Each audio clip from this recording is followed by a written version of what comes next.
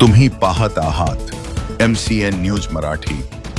संतनगरी शेगाव शहरातील जुने बसस्थानक परिसरातून शहर पोलिसांनी एका जवळून गांजा जप्त करून त्याला अटक केली आहे। ठाणेदार नितीन पाटील यांच्या मार्गदर्शनात ही कारवाई करण्यात आली आहे।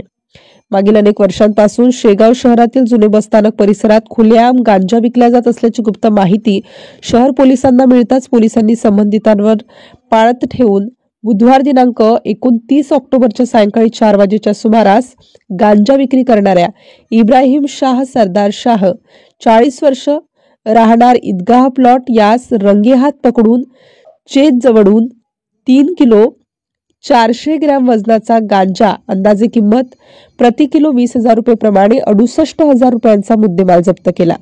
आरोपी विरुद्ध भारतीय न्याय संहितेच्या विविध कलमान्वये गुन्हा दाखल केला असून या प्रकरणाचा अधिक तपास शेगाव पोलीस करीत आहेत। MCN न्यूज मराठी करिता शेगाववरून रवींद्र शिरस्कार।